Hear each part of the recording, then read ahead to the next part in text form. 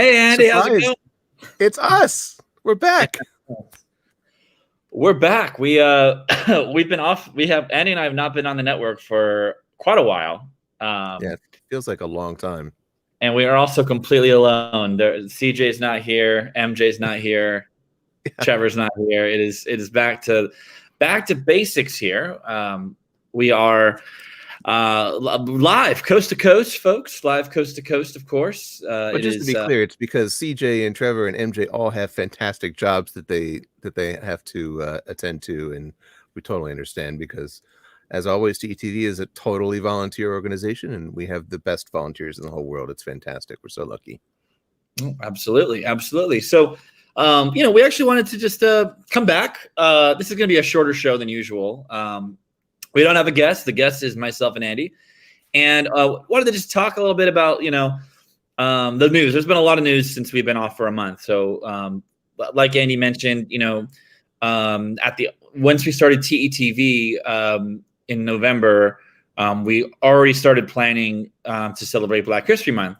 And as a part of Black History Month, we decided that we would pull, Andy and myself off the show on during that month, and then highlight other voices and give people the reins for a little bit. That carried over into Women's History Month. And then, of course, last month was AAPI month and Mental Health Acceptance Awareness Month as well. So when we do that, we kind of we're doing all the behind the scenes things, with the network, but we're not actually on the air. So very important, actually. I think that's actually really important. Andy and I know that we are two white guys. Hold on to your hats. And it's really important to offer space to people to be able to come on and host and to not suck the oxygen. But the other months of the year, we are back. So we will be back after 4th of July. We will be back. One thing that's really important. Sorry, go ahead. This month is Pride Month, so we're just here to check in with you guys and say hi and let you know that we're still alive and talk about the news because the other guest hosts don't really do the news. And then after this, we're going to turn it over to our LGBTQIA plus brothers and sisters. And so that's actually really important. Is we haven't really talked in depth publicly about our process for celebrating Pride or the other months that we've had, and so we think it's important just so everybody knows kind of how we handle it here at TETV. And happy to chat with anybody if they have any questions and want to do it themselves. But for each of those months that we've had, we've assembled committees, open committees, and invited people to come in and to help steer the type of program we had. So we did that for Black History Month, API Month, Women's History Month, and had a committee meeting. So there were several meetings that took place, and we usually it's been internal. We were actually a really diverse network if you look at our about page and all that. But when it came to Pride Month, we decided to pull in all sorts of more voices from outside of our internal community, even though we have like 60 plus people volunteering for the network, which is always crazy to say out loud. And so we had committee meetings, and a lot of people were involved and have been involved and are still involved. And it was a very robust process and going through, shouting out a lot of ideas and about what kind of topics. We're going to be talking about gay days and pronouns, how to be a pro pronouns. That's actually next week, which is really great. You'll see a lot of familiar faces that we've had all year long, and some new ones, which is great. But it's really important to just to pause and say, hey, if you want to celebrate these things, representation is really important. Gathering as many voices in a room is very important. Just one person from that community cannot speak for that entire community. That's just not fair to do that. But if you bring all sorts of allies and people from as many letters as possible for the LGBTQIA, you can start to get a pretty good mind meld going, which is what we did. And that you're going to see the fruits of that labor starting very soon. Actually, I think the Friday we're going to have an episode, at least with Unsung Heroes, and then more and more programming next week coming up. So really, really important to just bring as many voices to the table, and that's how we handled it. Anything to add, Andy, before we move to the news?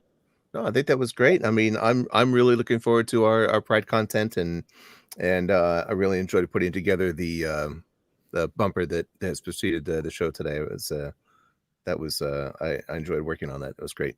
All right, and then we got a comment from Mitchell Anderson. I think it's awesome that TETV gives a platform to those whose voices may not always be heard. 100%. In fact, this platform was created for that purpose. So it's yes, we totally agree with you on that. And it's awesome.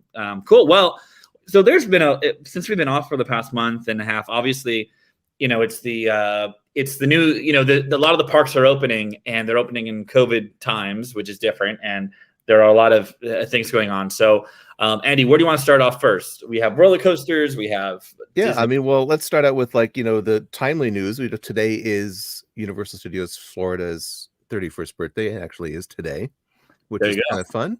So happy birthday to Universal Studios Florida, whose sister park, Islands of Adventure, recently soft opened their new Velocicoaster, which it's funny.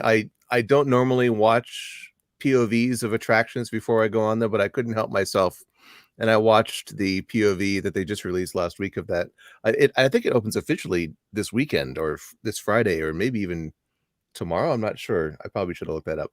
But man, does it look great, and does it look like it's a lot of fun? And I've talked to a lot of people who've gone on it, and they say it's the best coaster, not only at the Universal Resort, but possibly on the East Coast. And very excited to try that out later this year when I go down for work and pleasure. How about you, Patrick? Are you looking forward to it? Have you been on it?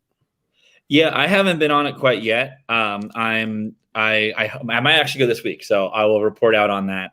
But before we move, and obviously it looks pretty stunning. And the reviews have been pretty incredible. Yeah. I go spoiler free on these things, so I've not watched it, and nor do I plan to watch it. It kind of snuck up on me, and it's one of those autoplay videos. I'm like, well, I might as well watch it now. But yeah, I'm not gonna get out there, I think, until like maybe September at the earliest. So I'm just like, might as well. It looks awesome.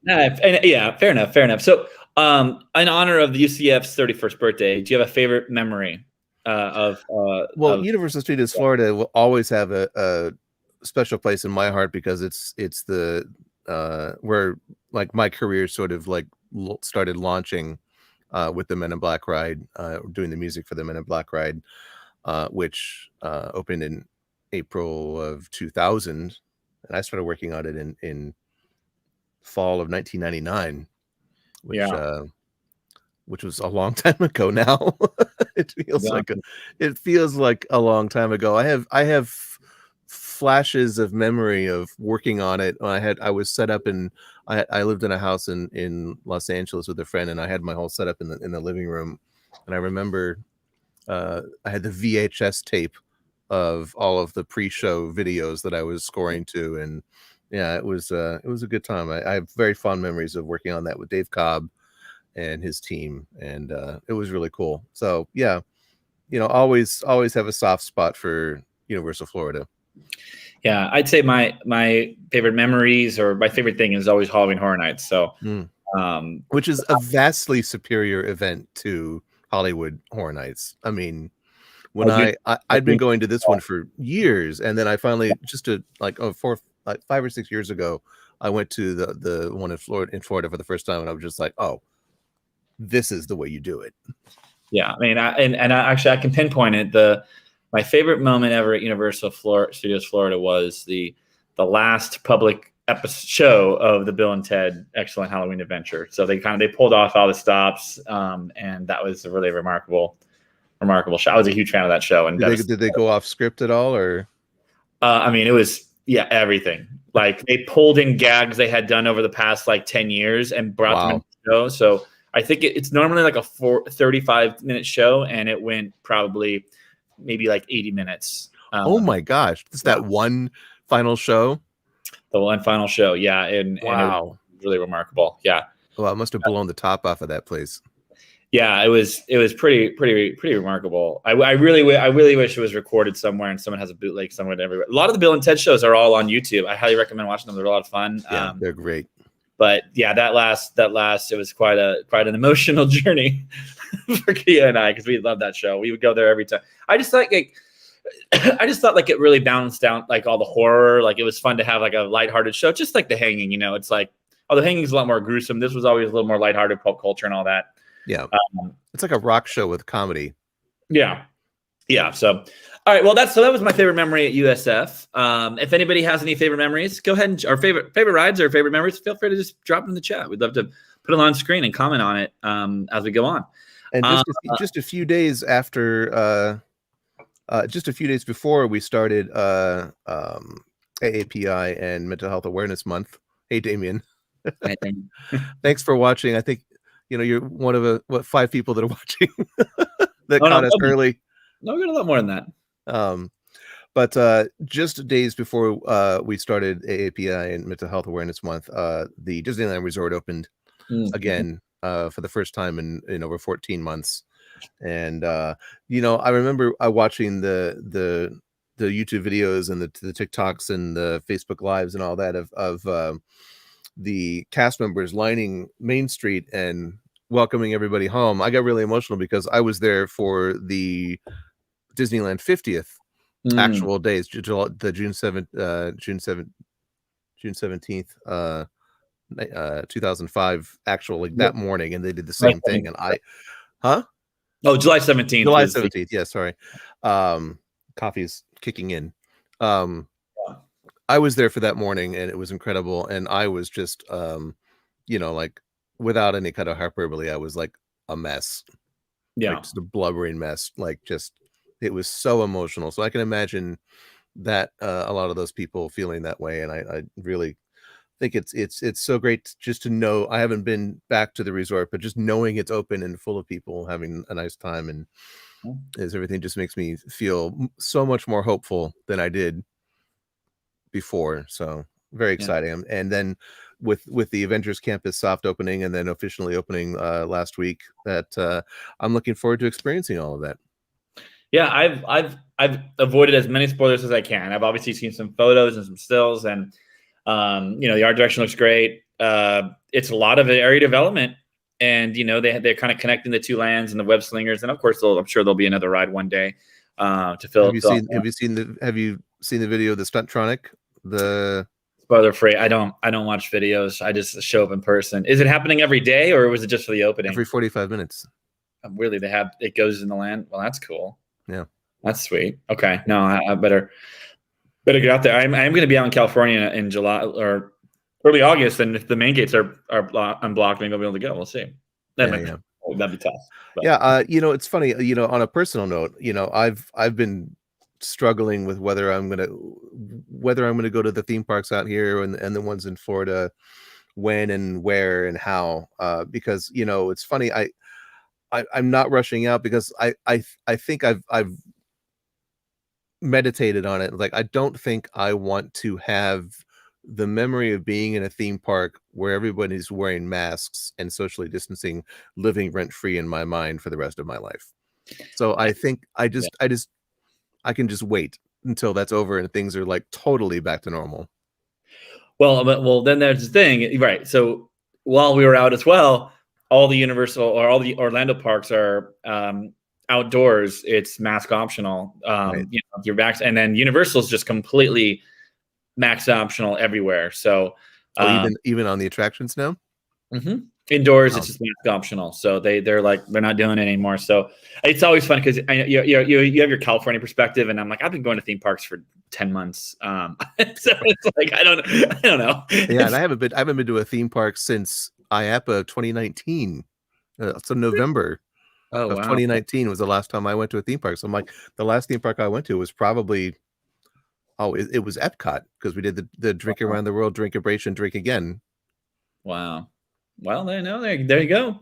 Yeah. So Avengers Campus looks great. Look, congratulations to the team. And that's the weird thing. It was going to open last summer, and then it's sitting around. So everything's totally weird and messed up. Speaking of sitting around, or not actually sitting around, but we did have another opening, right? Just a couple clicks down the road. Knott's Berry Tales Return to the Fair 4D interactive experience. All the D's, all the interactive, all the gimmicks.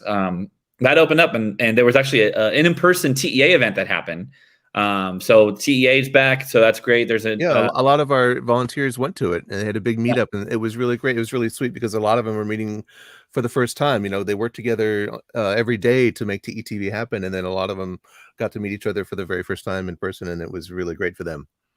Yeah, and I'll be going back to the first TEA event is at the Kennedy Space Center Visitor Complex. So I'll be in a couple weeks be going out there too. So it's gonna be fun. It's gonna be kind of weird and fun, but like, okay, now we're there. You go. Fun fact: I did the sound design for the final moment, the final film before the reveal of the space shuttle. That through PGAV. That's a pretty incredible experience if you haven't seen it. Oh, it's incredible. Yeah. This is highlighting something else, but that Saturn, it's like the Saturn V or something like that, or I forget what they call it. The Saturn V rocket it's in the big shed. That's a totally different thing. But yes. I'm talking about the space shuttle thing. So, Knott's Berry Farm real. Berry Tales, congratulations to the team. And that was great that they did a behind the scenes tour for our industry. That's always cool. The TA was able to do that. And then some other interesting. Actually, there's been a lot of news, a lot of like random little things. This is Knott's Berry Farm is a Cedar Fair park. And the Granddaddy Park is, of course, Cedar Point. Andy, you want to report out on this? What's been going on with them? Yeah, in a surprise and incredible announcement, Cedar Point just announced that all seasonal and returning employees are going to start at $20 an hour, which is in some cases more than twice what they were paying starting salary for seasonal employees, plus a $500 signing bonus, which I think is an incredible move. I think it's a couple of things. I think it does actually show that there is a very serious labor shortage now post-COVID, where I think people are just refusing to work for slave wages anymore, and good for them. And that Cedar Point is stepping up, and Cedar Fair is stepping up and doing their part to improve the lifestyle and the just the lives of their employees. And that's an interesting thing is back in like I worked at Disneyland for 7 years, and there were people who made a career out of working in operations and got decent wages, and then which I think is great, having experts that are there, knowing the ride, knowing that, like, if you're going there on a Friday night at any attraction, those are people who've been there for like a month. But like the day cruise, Monday through Friday, like they're really operating the rides, and they've been there for years, and they're definitely different. They're different than the people that just came out of college or were in college like me. But like, I think that there's no reason why working at a theme park cannot just be your career. Being it used to be. Thing. Yeah, exactly. And then I mean, growing up in Anaheim, half of our neighbors growing up worked at Disneyland. It's security and ops and retail, and that's they all like owned their houses, and they made a good living, working livable wages in the 70s and 80s and then some of the 90s. Yeah, well, and what happened is now it's like really inside baseball, but they completely changed their attendance policy, and then it just wiped out an entire generation. They called it presenteeism instead of absenteeism, and then and then they did union negotiations, and they really screwed over the new folks, which I was one of them. And then it's like, okay, come work for basically less than minimum wage. Like, they had to keep up with minimum wage. It's like, that's not what a union should be doing. That was a whole other discussion. But I think the main point is like, look, anybody on the counter in the hospitality, they should be getting a living wage. And I strongly, especially when you're working at a world-class theme park, you are at the flagship theme park for the world. Yeah. And they're not going to go bankrupt, folks. They could pay their employees. They did it in the past. They can do it now. In fact, there's more money tossing around, and it's for everybody. Everybody should get paid, and especially at the prices they're charging. So we'll see what happens with that. But kudos to them, and I'm sure we're going to see more of that. I know that the starting wage has also been raised to $15 an hour at Universal and Disney in Orlando. I believe. Yeah, they just announced that too. Yeah, with hundreds of dollars in signing bonuses as well. Yeah. So, well, I know we got to wrap it up, but like one more thing, the surprise announcement of the week last week really was the SeaWorld Orlando Halo Scream. Yeah, so you're gonna have two Halo Screams within driving distance of each other. That's going to be amazing. Yeah, I'm really interested. I kind of just like haven't looked at the what they're going to do, but when I was working at SeaWorld, when I worked for SeaWorld for a little bit, I was like, oh, it'd be kind of cool if this event came here. They've been doing like the spooktacular stuff during the day. And Which they're so, still going to do. yeah, they're still going to do it. And then they're going to have a hard ticketed event. And that, like, why not? Like, and it's, I mean, we already have, there's a huge market for that. And we know that the Boo Bash or whatever Disney's doing is like, kind of like not really all of their usual offerings for Mickey's Not So Scary. So I think there's room for it. You know, we've seen other events. We've had the people from Dark Horizon. They were out here. They created an event. We know Scream and Stream. They created an event. Like Halloween is huge in Orlando, and I think that people are going to be able to do, you know, continue doing like we're going to go to Orlando for, 4 days and just do Halloween experiences. You know, and I'm really excited for Scream and Stream this year, not just because I'm working on it, but because it was such a great event last year. You know, they really made the best of it, and this year it's vastly expanded compared to last year with the interactivity and all kinds of really crazy stuff. Yeah, so that's cool. So a lot of things are happening, obviously, with the world reopening. Then, of course, Dollywood. What happened with Dollywood? Well, Dollywood announced their new 10-year plan, which is a $500 million investment over the next 10 years with 4 new resort hotels, a bunch of new attractions at the park. And, it's in 2010, they announced their 10-year plan and it was $221 million. But so now they're spending twice that in the next 10 years. I think that, which is, I really think says a lot to wrap this up about the industry and the optimism and the pent-up demand that operators and owners and operators see in the future of themed entertainment. I think that, the future is very bright. To all of you young people out there who are, looking forward to starting their career in themed entertainment, the future is still very bright. It may have been dark for a while, but like, man, I think the next 10 years is going to be a third or fourth renaissance for themed entertainment. It's good to hear. Well, and also because Epic Universe is going to open in 4-ish years. I'm sure it will. I know. We'll talk about that later. I am also seeing people that are going back to Universal. They're doing rehires, which is good. People who are laid off are getting rehired as well. Yeah. But some are not. So it's also a sensitive issue. In regards to that, with like the Hershend Entertainment, which is Dollywood, Silver Dollar City, and we, and Six Flags and Cedar Fairs, like with that, like Knott's Berry Farm, Berry Tales, like the level of attractions that regional parks are going to be doing is going to be plussed up. So there's so many companies out there too that you can be working for that are working on these projects. Trio Tech, I think, did Berry Tales, and some of the times it's like internal a little bit, but there's the rising tide is going to keep floating up, which is great. Well, with that, it's been great to be back just for a little bit. And what we're going to do is point to you. Make sure you like and subscribe. YouTube, Twitter, Instagram, TikTok. We're on TikTok now. And obviously, a huge thank you to, we mentioned it earlier, but we have so many volunteers that are a part of this network, and just a huge thank you to all of them. Go check out themedexperiencetv.com and consider just like going and looking for all these people and on our About page and maybe linking with them or saying, hey, connecting with them. They're really hard workers. And if you're looking to hire anybody, I can get a lot of recommendations based on the people we've worked with over the past year. And you can interact directly with them and us on our public Slack forum, which there's a link to as well on the website. So, if you see, anything you like on the channel, which I hope you do. And I think you do, there's a lot of people behind it that are extremely talented and dedicated and intelligent, and we're grateful for each one of them. So if you need people, we've got good people. Yeah, no, it's actually really true. The public Slack, you could literally message myself or Andy and we will meet with you and chat with you. So like, that's pretty great access. Except you, Damien. I'm just kidding. So TeamExperienceTV.com/get involved. Thanks to everybody for watching, for joining us. We know it's been back. We'll be back after the July 5th holiday, or it's on July 5th this year. But stay tuned for great programming all month long, and we'll see you later. Bye, everybody. Thanks, everybody.